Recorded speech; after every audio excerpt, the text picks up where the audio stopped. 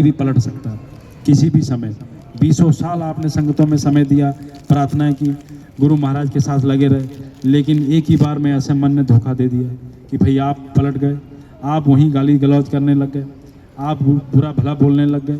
लेकिन इसी मन को यदि बराबर संगतों में रह के, सत्संगों के माध्यम से आपने निरंतर इसको धोना चालू कर दिया और जो आदेश को मानने लग गए, वहीं से इसकी कमर टूट जाती। तो ये अभी हमको आपको ज्ञान मालूम नहीं पड़ता। हम आप यही सोचते कि भाई क्या सत्संग में जाने से होगा, कौन वहाँ कोई बड़ा आदमी आ रहा, कहाँ वहाँ कोई मथुरा से आ रहा। लेकिन ये हम आप नहीं समझते कि आधिकारिक तौर पे सत्संग गुरु महाराज के आदेश से सब चल रहा है, और जो उनके आदेश में होता, भले वो कहीं ज़मीन मिट्टी पे हो जाए, किसी जगह पे हो जाए, कोई उनका स्थल हो जाए, यदि उनकी आज्ञा में जो काम होने लग गया, उसका कुछ ना कुछ फल निश्चित तौर पे हमको आपको मिलने वाला, और कोई ना कोई नुकसान होने से हमारा बचाव हो जाता। महात्माओं का काम केवल आपको होने वाले नुकसान से बचाना होता। इसी नुकसान से बचाने के लिए तरह तरह के आदेश, बड़े महात्मा गुरु महाराज उसी आदेशों के संदर्भ में, उसी कर्म फल को निष्क्रिय करने के लिए, ख़त्म करने के लिए ऐसे ऐसे आदेश देते, भंडारे चलवाते और सेवाएं लगाते, जिनको मान के इतने सत्संगी अपने उन नुकसान से बच जाते। क्योंकि इतने जल्दी तो सब समझने वाले नहीं, दुनिया वाले तो छोड़ो, अभी सत्संगी समझने में समस्या करते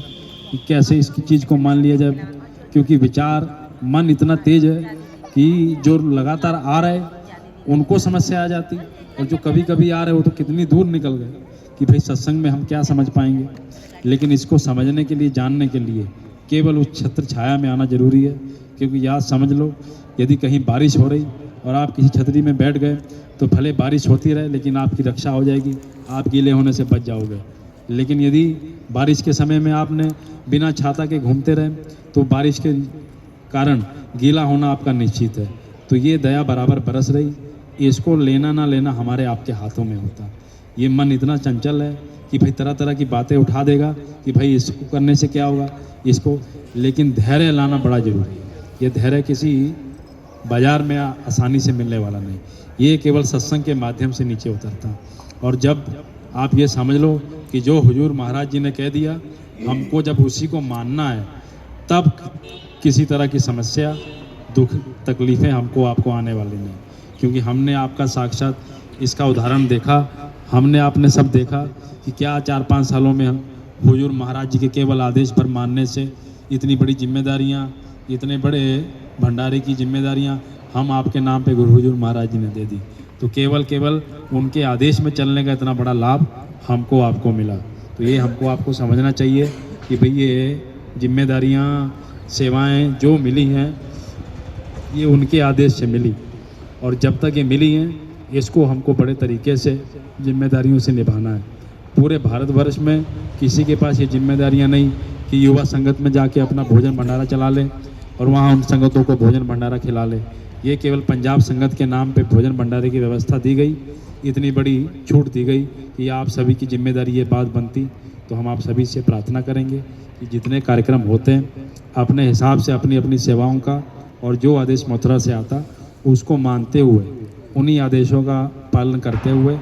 जो हो सके उसमें अपना सहयोग जरूर करें। क्योंकि आदेश का पालन यही है कि भाई हम उसको माने। आप गुरु महाराज के नाम पे यदि सोच लो कि हम गुरु महाराज को मानते, हमको केवल गुरु महाराज से मतलब है, और आप मथुरा को बुरा भला बोल रहे हैं, आप हुजूर महाराज जी की आज्ञा को नहीं मान रहे, आप सोच रहे कि भाई हम मथुरा जा रहे हैं और गुरु महाराज जी, पूज्य हुजूर महाराज जी से बिना मिले आ रहे हैं, आप सोच रहे कि हम यहाँ भंडारे चला रहे हैं, बड़े बड़े प्रोग्राम कर रहे हैं। लेकिन यदि मथुरा के आदेशों का उल्लंघन आप कर रहे हैं, तो ये कोई कहने से केवल नहीं रह गया कि हमने गुरु महाराज को माना, हमने गुरु महाराज के। यदि आप गुरु महाराज को मान रहे तो उनके आदेशों को आप मानो, उनकी जगह को मानो, उनके द्वारा चलाए गए भंडारे को आप मानो, उनके द्वारा दिए गए आदेशों को आप मानो। क्योंकि आप देखो, वैष्णो देवी लोग जाते हैं,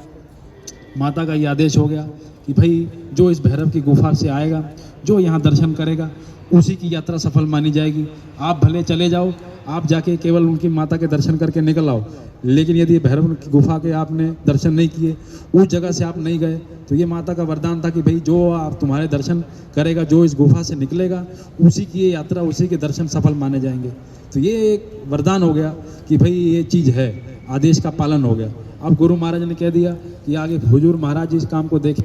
है तो दोनों एक ही है, लेकिन आप ये समझ रहे सत्संग, कई सत्संगी इसी गलती में घूम रहे कि हम गुरु महाराज को मान रहे, माला भजन हो नहीं रहा, सेवाओं के नाम पे कुछ नहीं आ रहा, आने जाने में समय नहीं निकल रहा, जाने के लिए समय नहीं निकल रहा, आगे की पीढ़ियों का कोई भरोसा नहीं है। और गुरु महाराज को मथुरा को पूरा एकदम से निचोड़ लगा दिया कि भाई वहाँ आप कुछ नहीं रह गया, और हम गुरु महाराज को मान रहे हैं। और एक सत्संगी है जो किसी कार्यक्रम में नहीं आ पा रहे लेकिन अपनी सेवाएं बराबर निकाल रहे, ये जिम्मेदारी समझ रहे कि इस भंडारे में हमको अपनी सेवा देनी है, भले हम जा पाए ना जा पाए, किसी रविवार हम सत्संग में ना आ पाए अलग बात है, लेकिन हमको अपनी जिम्मेदारी से जो आदेश मथुरा से आ रहा, ऐसे ऐसे सत्संगी भी इस जगह पे बैठे हैं कि किसी कार्यक्रम में मुश्किल से मुश्किल ड्यूटी करके काम करके नहीं आ पाते, लेकिन कोई ऐसा सेवा नहीं निकलती जो ये आदेश मथुरा से आ जाए उसमें अपना सहयोग होना डालें, भले कुछ ना कुछ अपनी सेवाओं का बड़ा बड़ा योगदान ऐसे सत्संगी भी हैं वहाँ डाल दीजिए। यानी जिम्मेदारी समझ रहे कि ये हुजूर महाराज जी के आदेश से भंडारा चल रहा, उनके आदेश से संगत चल रही, और हमको इसमें अपनी जिम्मेदारी डालनी है।